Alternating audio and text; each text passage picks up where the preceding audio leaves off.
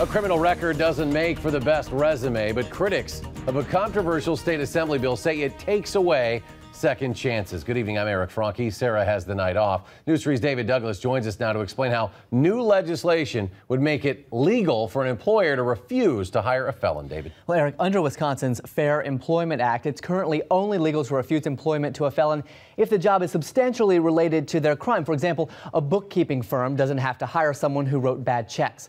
But that could change, making any conviction a legal bar to any employment. I got a second-degree sexual assault. I got 10 years for it.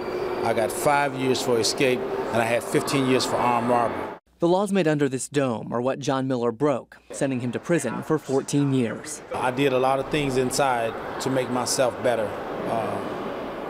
I went to school.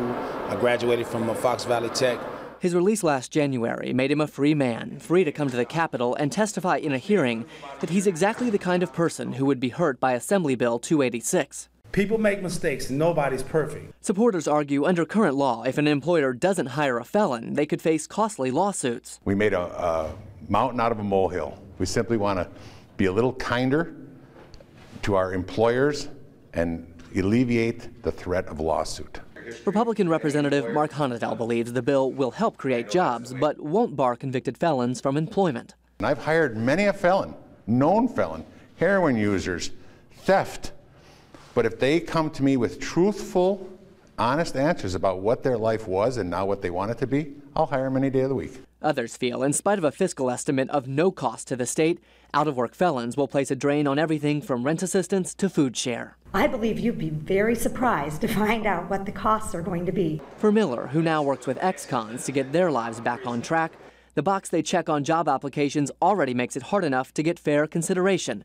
He says the bill is legal discrimination. You study piling laws on top of laws. That don't make sense. You know, I think this is a law that's unnecessary. The bill would also make it legal to fire a convicted felon over a past conviction. It's already legal to fire someone who lies about it on their job application.